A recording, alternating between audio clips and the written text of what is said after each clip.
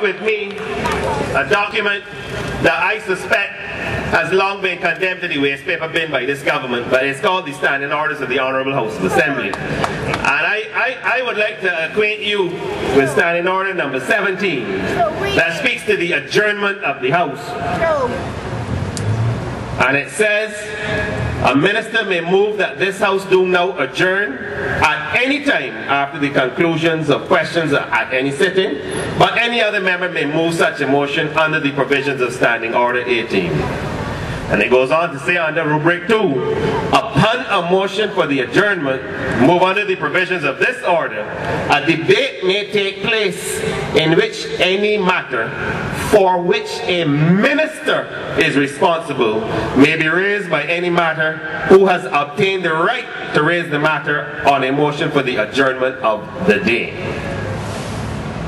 A debate may take place in which any matter for which a minister is responsible. How does a minister get responsible for an opposition absenting itself from Parliament? Explain that to me. So you had a whole debate taking place that was completely out of order? I want you to understand the significance of what I'm saying. Because the Standing Orders is what governs the House of Assembly. There are no laws that govern the House of Assembly. The House of Assembly creates its own rules, and it is called the Standing Orders. And when the Standing Orders are silent, the precedent set by Erskine Mays is what governs. So when you can have an entire debate taking place that is out of order, you will understand why the opposition had to take the position it has taken.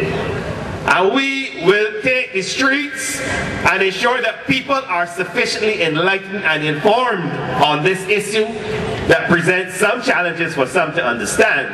Because we have to recapture that House of Assembly and return it to the people of this country. Simple as that.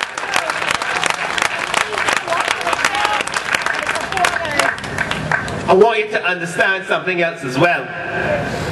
Because you would have heard during that debate, you would have heard the presiding officer refer to Chapter 9 of the laws of Barbados. That is the Immunities and Privileges Act that ensures certain privileges that members of the House of Assembly enjoy. But you know what is the real irony? Is that when you're speaking of privileges of Parliament, and again this goes back from what we've inherited from Great Britain, when you speak to privileges, you speak of the privilege of freedom of speech. Is that correct, Bradford? You speak of the privilege of freedom from arrest. Is that correct?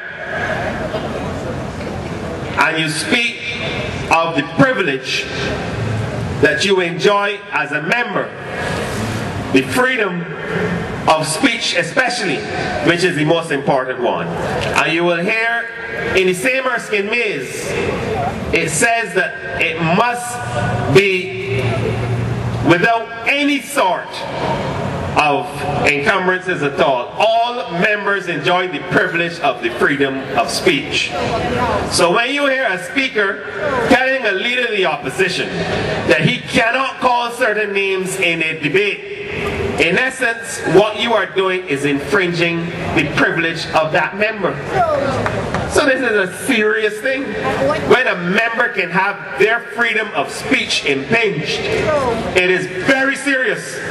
And a few weeks ago, the leader of the opposition had to explain this to the leader of government business, because she clearly didn't understand that concept, the concept of privilege. Because she tried to suggest that David Eswick should be hauled before the Committee of Privileges because of something he was saying about another member. It doesn't work that way. Privilege ensures that you have freedom of speech, not to restrain what you can say. So he had to explain that, and many of you may remember that debate about a month and a half ago. So it is clear that the speaker also needs to have some clear, or a speaker who professes to have been in the position for so long should understand what freedom of speech is with respect to members and their capacity to speak unfettered on any issue. So I think it's important that I put the position of the group and my own position for my constituents and for everyone to understand that it is no light decision. It is a significant decision. And while it may appear to be a little risky for some to understand, the fact is that we have to do it in the long-term interest of preserving our long-held and cherished parliamentary democracy in Barbados. It is more important than any of us. And I am prepared to stake my political life on it. And I have told my constituents, I have met with some of them already, I'm due to meet with some more tomorrow and a big meeting with some on Monday, that this is the position what I'm taking in your interest and in your children's interest, because we cannot allow this to continue. And it's important that all Barbados understands it, because if ever any of you out there who are undecided were thinking about giving this government a fourth term, you better rethink. Talk about a republic and a new constitution. I shudder to think what they may try to do. One of the members that was up front breaking everyone the standing rules during the adjournment debate, he got ambitions to be a speaker too. He said, well, you know, certain people retiring, and if certain people lose their seat, I could get a piece of that. I can still pull teeth and be speaker. But let's understand. Let's understand.